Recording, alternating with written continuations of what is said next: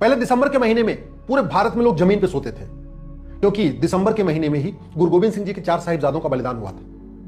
2 साहिबजादे युद्ध में मारे गए थे और 2 साहिबजादों को जिंदा चिनवा दिया गया था। और यह इसलिए हुआ था कि गुरु गोविंद सिंह जी और 4 साहिबजादे धर्मांतरण के खिलाफ बोल रहे थे।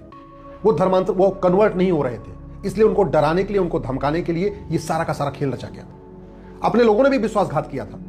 दुर्भाग्य देखिए, जिस धर्मांतरण को रोकने के लिए 4 साहिबजादों ने बलिदान दिया, वो धर्मांतरण आज तक रुका नहीं है। देश आजाद हो गया लेकिन धर्मांतरण नहीं रुका। मुगल चले गए लेकिन धर्मांतरण नहीं रुका। अंग्रेज चले गए लेकिन धर्मांतरण नहीं रुका। गुरु तेग बहादुर जी का बलिदान धर्मांतरण के खिलाफ हुआ। गुरु गोविंद सिंह जी का बलिदान धर्मांतरण के खिलाफ हुआ। माता का बलिदान धर्मांतरण के खिलाफ हुआ। 4 साहिबजादों का बलिदान धर्मांतरण के खिलाफ हुआ।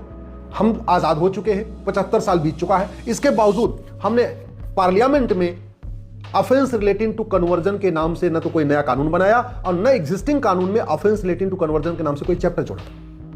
इस देश में धर्मांतरण हमारी राष्ट्र की सुरक्षा के लिए खतरा है, और राष्ट्र की सुरक्षा के लिए जो खतरा होता है उससे निपटने के लिए हमारे पास एक कानून है, एनएसए, नेशनल सिक्योरिटी एक्ट। लेकिन इस कानून में हमने कहीं लिखा ही नहीं है कि धर्मांतरण राष्ट्र की सुरक्षा के लिए खतरा है। हमने अनलॉफुल एक्टिविटी के लिए कानून बना दिया, लेकिन आज तक इस कानून में नहीं लिखा गया कि धर्मांतरण एक अनलॉफुल एक्टिविटी है। ऑर्गेनाइज क्राइम से निपटने के लिए बीएनएस के सेक्शन 111 में प्रावधान है, लेकिन हमने धर्मांतरण को ऑर्गेनाइज क्राइम डिक्लेयर नहीं किया।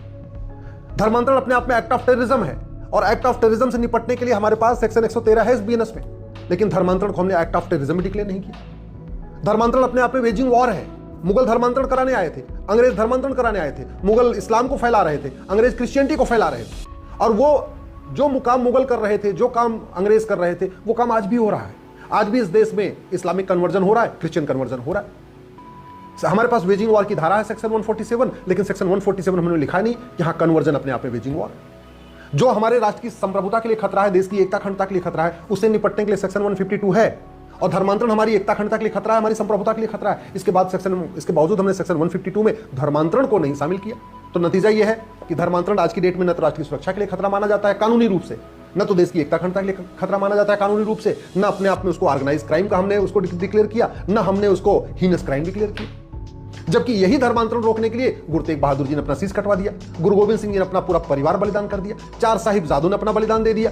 और हम क्या कर रहे हैं? गुरु तेग बहादुर जी की भी जयंती पुण्यतिथि मना रहे, गुरु गोविंद सिंह जी की जयंती पुण्यतिथि मना रहे, 4 साहिबजादों का बलिदान दिवस मना रहे, वीर बाल दिवस मना रहे, हम डाक टिकट भी जारी कर रहे हैं, हम बाकी लंगर भी लगा रहे हैं, हम फल भी बांट रहे हैं, हम रक्तदान शिविर भी लगा रहे हैं, सब कुछ कर रहे हैं।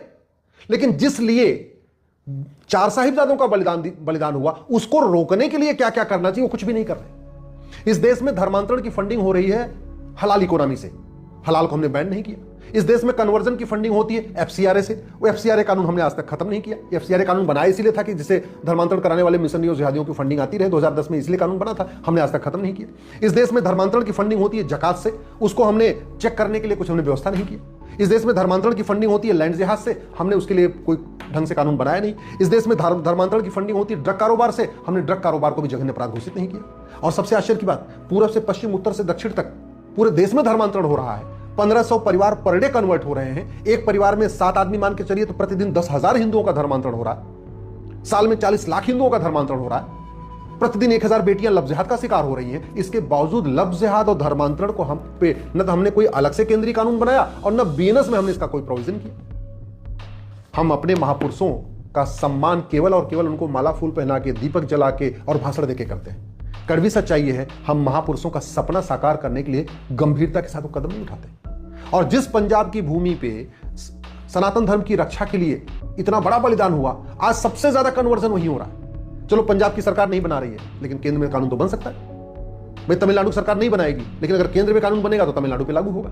केरल की सरकार धर्मांतरण रोकने के लिए कुछ नहीं कर रही है, लेकिन अगर दिल्ली में कानून बन जाएगा, पार्लियामेंट बन जाएगा, वो तो फिर कश्मीर से कन्याकुमारी और पंजाब और गुजरात और केरल हर जगह लागू होगा। इसलिए मैं कहता हूं धर्मांतरण को राष्ट्र की सुरक्षा के लिए खतरा घोषित करना जरूरी है। धर्मांतरण को देश की एकता अखंडता के लिए खतरा घोषित करना है। यदि हम 4 साहिबजादों का सम्मान करते हैं, यदि हम गुरु तेग बहादुर जी और गुरु गोविंद सिंह जी का सम्मान करते हैं, 4 साहिबजादों का सम्मान करते हैं, तो हमें तत्काल भारत की ये नेशनल सिक्योरिटी एक्ट को बदल देना चाहिए और लफ्ज़ जिहाद और धर्मांतरण को राष्ट्र की सुरक्षा के लिए खतरा घोषित करना चाहिए। यदि हम अपने गुरुओं का सम्मान करते हैं, हम 4 साहिबजादों का सम्मान करते हैं, तो ये जो अनलॉफुल एक्टिविटी है इसको बदल के इसमें लफ्ज़ जिहाद और धर्मांतरण को अनलॉफुल एक्टिविटी डिक्लेयर कर देना चाहिए। यदि हम गुरुओं का सम्मान करते हैं, हम अपने 4 साहिबजादों का सम्मान करते हैं, तो सेक्शन 111 को बदलना चाहिए और लफ्ज़ जिहाद और कन्वर्जन को ऑर्गेनाइज क्राइम डिक्लेयर कर देना चाहिए।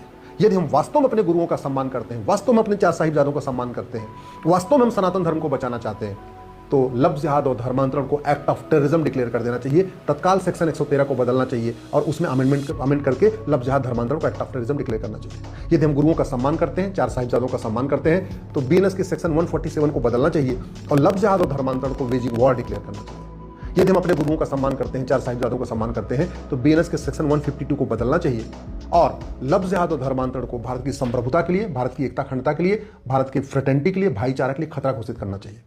मैं पूरे जिम्मेदारी के साथ कहता हूं, जिस दिन यह कठोर कानून बन गया, 90% धर्मांतरण तुरंत रुक जाएगा। 90% रुक जाएगा। जिस दिन हमने फंडिंग बंद कर दिया और कठोर कानून बना दिया, उस दिन 90% धर्मांतरण रुक जाएगा।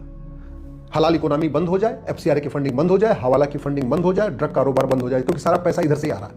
फंडिंग बंद और कानून का खौफ, इतना करते ही न क्रिश्चियन कन्वर्जन होगा, न लफ्ज़ जिहाद होगा, न मिशनरी कन्वर्जन होगा, न जिहादी कन्वर्जन होगा, न इस्लामिक कन्वर्जन होगा। सब के सब कन्वर्जन अपने आप में बंद हो जाएंगे और ये तभी हो सकता है जब धर्मांतरण कराने वाले मिशनरियों, जिहादियों की 100% संपत्ति जब्त करने, नागरिकता खत्म करने और 1 साल के अंदर उनको आजीवन कारावास देने के लिए कानून बना दिया जाए। रुक जाएगा। और नहीं तो जिस तेजी के साथ लफ्ज़ जिहाद हो रहा है, जिस स्पीड से कन्वर्जन हो रहा है, वही हालत होगी जो पाकिस्तान में हिंदुओं की हो रही है। अगर कन्वर्जन नहीं रोका तो हिंदुस्तान की वही हालत होगी जो बांग्लादेश में हिंदुओं की हो रही है। अगर कन्वर्जन नहीं रोका तो जो हालत अफगानिस्तान में हुई है, वही हालत भारत में होगी। ऑलरेडी 9 राज्यों की डेमोग्राफी बदल चुकी है। 800 जिलों में से 200 जिलों की डेमोग्राफी बदल चुकी है। 6000 तहसीलों में से 1500 तहसीलों की डेमोग्राफी बदल चुकी है। बॉर्डर के 300 तहसीलों की डेमोग्राफी बदल चुकी है। और एक बात याद रखिएगा, धर्मांतरण रुकेगा कानून से। धर्मांतरण सांसद विधायक बदलने से धर्मांतरण नहीं रुकेगा, सरकार बदलने से धर्मांतरण नहीं रुकेगा, लेकिन कानून बदलने से धर्मांतरण 100% रुक जाएगा। इसकी मैं गारंटी लेता हूं।